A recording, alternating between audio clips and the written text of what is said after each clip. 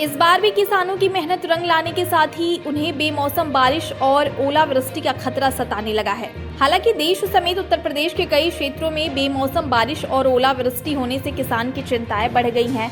वहीं सूबे के बरेली समेत कई जिलों में जौ, गेहूं, सरसों, मसूर, आलू समेत कई फसलें इस बार काफी अच्छी हैं, जो इस समय तैयार खड़ी हैं, जिनकी कटाई के लिए गाँव में बैठे किसान अपनी तैयारियां कर रहे हैं। लेकिन धान की सीजन की तरह इस बार भी प्रकृति किसान का साथ देती नजर नहीं आ रही है, क्योंकि पिछले 2 दिनों से रह रहकर हो रही हल्की बूंदाबांदी ने बरेली समेत कई जिलों के किसानों के माथे पर चिंता की लकीरें खींच गई हैं। अगर हम बात करें बरेली में भुता क्षेत्र की, तो यहाँ जौ, गेहूं, सरसों, मसूर, आलू समेत कई फसलें पूरी तरह से तैयार खड़ी हैं। लेकिन आसमान में काले बादल देख किसान काफी चिंतित हो उठे हैं, क्योंकि किसानों के पिछले साल भी इसी सीजन की तैयार फसलें बरसात के पानी में सड़कर पूरी तरह से मारी गई थी।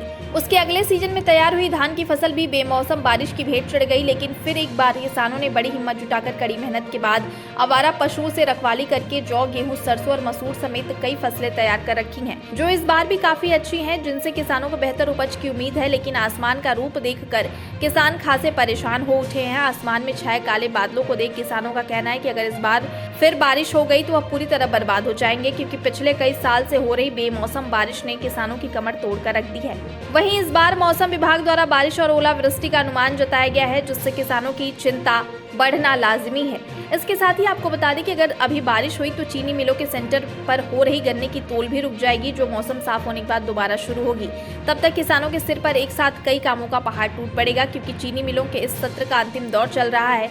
इसलिए प्रबंधन मिलों को बंद होने से पहले किसानों का सारा गन्ना खरीदने के लिए कई बार में कई पर्चियां जारी कर देगा। वहीं गेहूं, सरसों समेत अन्य फसलों की कटाई का दौर होगा। साथ ही गन्ने की गुड़ाई और बुआई का भी काम चलने की वजह से किसानों को ना तो मजदूर ही मिलेंगे और ना ही वह अकेले ही फसल को व्यवस्थित कर पाएगा। इस स्थिति में फसल बर्बाद होने के सिवा कोई चारा ही नहीं बचता। इन चिंताओं को लेकर भुता क्षेत्र में ककरा कला और मगरासा गांव के किसानों का क्या कुछ कहना है, आप भी सुनिए। इसमें अगर ओलावृष्टि हो गई तो किसान बर्बाद हो जाएगा। जो सरसों, लाटा जो हमारे किसान का है वो सब चला जाएगा, और गेहूं की फसल भी चली जाएगी, और गन्ना हम लोग छोल के पर्चियां सेंटर पे तुला रहे हैं, वो भी छोल रुक जाएगी। और उसके बाद में हम लोगों को काफ़ी नुकसान होगा।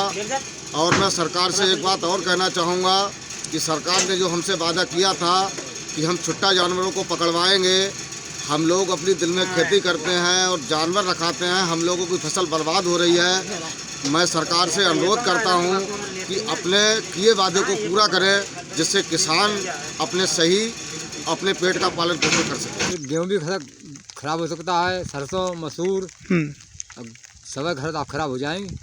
फसलें तो लगभग सभी तैयार हैं। हाँ, सभी तैयार हैं। अच्छा, इससे पहले भी बरसात में किस तरह नुकसान हुए किसानों को? धान कटे पड़े सब सड़ गए।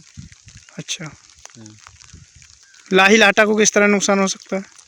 लाही लाट जब मानो गिर जाएगी तो मानो सड़ी जाएगी। भाई बरसात हो गई तो सड़ी जाएगी। अच्छा, हवा से क्या नुकसान हो सकता है? हवा गिर जाएगी तो हल्को हो जाएगी, पैदावार कम हो जाएगी।